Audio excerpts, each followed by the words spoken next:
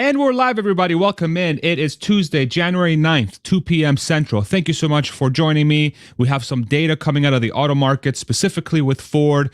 Without further ado, let's go ahead and get started. This is related to Ford's EV plans. So every quarter, Ford and other public companies share their numbers as far as how many cars they've sold in the United States and across the world as well. So these are US specific numbers from Ford. And what we can see here is a list of all their cars that they sold in the United States in the fourth quarter and full year for 2023. And there's two models I want to focus on specifically for this video. So the first one that I want to focus on is the Mustang Mach-E, which is Ford's all-electric SUV.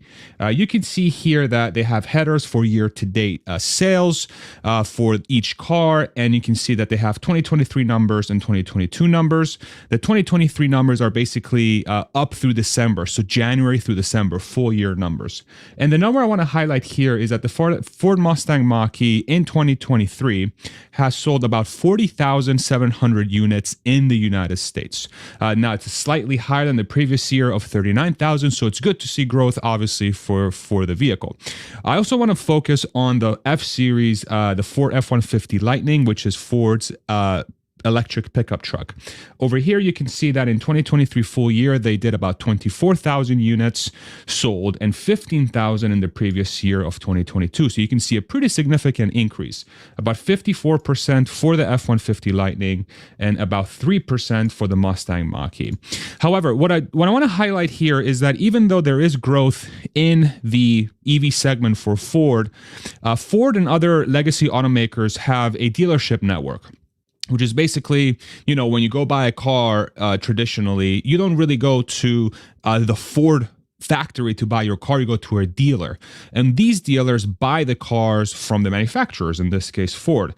And so what's really important to highlight here, that even though Ford claims these as sales, which is correct, they are sales, they're sales to the dealerships, not to the customers like you and I.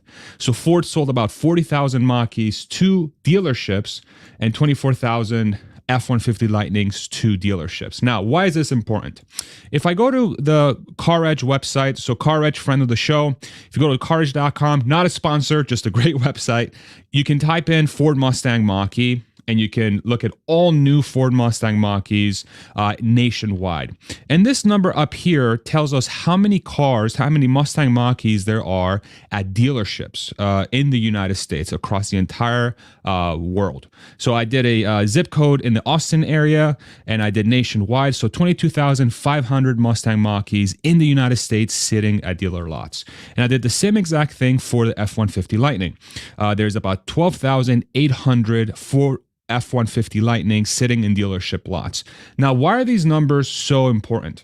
If you think about how many sales Ford has had for the entire year versus how many of them are sitting in dealership lots, you can see that Ford is really struggling to get these EVs out the door into customers' hands.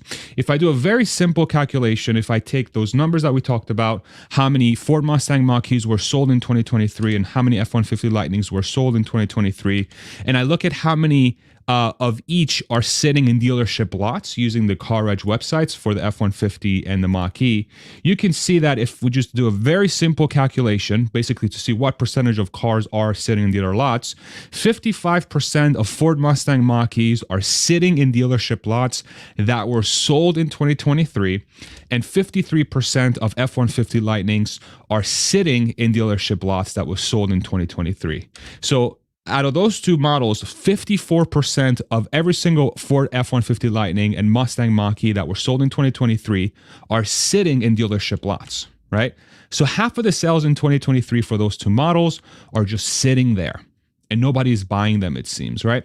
Another way of thinking about this is that half of the year's shipments for those vehicles are just not going anywhere. So you have 180 days worth of supply, half of the year. There's 360 days in an entire year, 180 days worth of supply sitting on dealer lots. What's even more interesting here is if I look at Ford's last quarterly earnings report, which is the third quarter, their fourth quarter earnings report should come out sometime this quarter.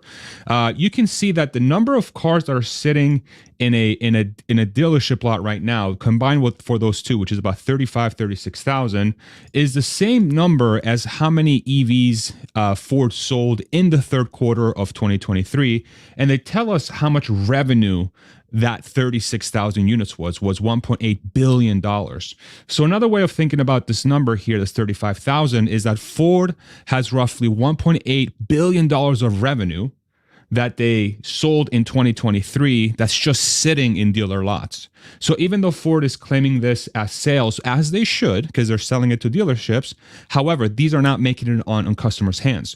So it's another way of thinking about it is they have an entire quarter's worth of sales just sitting on dealer lots for their EV division. And the same EV division in the third quarter lost 75% of that revenue. So it lost about $1.3 billion. They sold $1.8 billion of cars.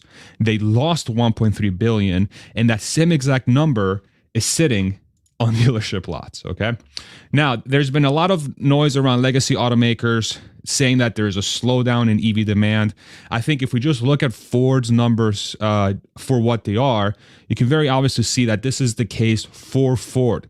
However, if you compare it to other brands, specifically say like Tesla, which has grown in the fourth quarter and the third quarter versus previous years, you can see that this is not really, I believe, an EV trend. This is a manufacturer trend, and Ford truly is suffering from this perspective. In addition to that, if we layer on top of that the changes that are happening in 2023 as it pertains to the EV tax credit, starting in January, starting this month, you can take the EV tax credit of $7,500 at point of sale. So when you go to a dealer and buy the car. However, there's a big impact to Ford starting this year. Even though their F-150 Lightning pickup truck is able to take advantage of that $7,500 tax credit, the Ford Mustang Mach-E, which is that SUV, is no longer able to take advantage of the credit. So all those Ford Mustangs Mach-E's that are sitting on dealer lots right now, the 22,500, lost their ability to get that $7,500 and $3,700 tax credit, depending which bucket they fall into. That has gone away for starting in January of 2024. So now those 22,000 Mach-E's are going to be harder to sell, especially when their competitor in the Tesla Model Y is getting that credit. If I go to the IRS website, we can see that the Model Y all-wheel drive is getting that $7,500 credit. The Performance is getting it. The rear-wheel drive is getting it. But the Mach-E is nowhere to be seen, right?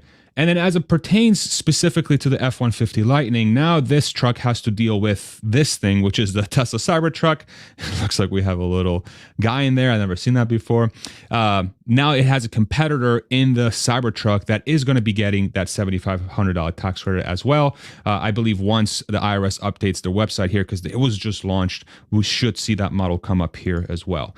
So this is like a super tough time for Ford. The silver lining is that Ford is working on a next generation vehicle for the EV segment. Here's from Road on Track. Here's a sort of website article where they cover if this is Ford's upcoming electric vehicle platform. This was published on January 5th by Lucas Bell. And the idea here, it seems, is that Ford is trying to rethink how to make an EV. It looks like it's a more modular design, so something that you'll be able to put together multiple pieces, and you can sort of put together an electric car in a way very similar to how GM does their Ultium platform, which is more modular, different pieces coming together. But Ford is going to need something like this very desperately because of the type of situation they're in as it pertains to their EV sales. For somebody like me who's a huge fan of the EV segment, I just love cars in general, but I really appreciate electric vehicles truly because I think for the everyday person, I do believe they are the right solution. We're at the point now where I think that chasm's starting to be breached, where I think most people are starting to realize that this is going to be the case. In the case of Ford, I'm a big fan of the company. I'm a big fan of the CEO and what they're doing, but they need to do something, man. They need to do something because this is not a good place to be in, especially as companies like Tesla continue to drive costs lower. And now you have potentially companies from China starting to come into the United States and Europe with very cost competitive models and with very good technology. So just wanted to bring that forward. I don't think this is going to get a lot of coverage in the legacy media. I think this is probably going to be more, a little bit more niche as far as what people are looking for. But I wanted to bring it forward because I think it's important to talk about. It is part of the auto industry, and with a big shift into electric vehicles, unless Ford does something drastic, like come out with an EV from the ground up that truly is game changing, and maybe they'll partner with companies like Tesla for their drivetrain batteries and potentially even their self-driving software. Hopefully that puts them in a better position to sell through those cars. So I hope this was helpful. If you found it helpful, like, subscribe, all that good stuff. You can support the channel by clicking on links in the description, and we'll see you on the next one. Thank you so much for stopping by. Take it easy. Bye-bye.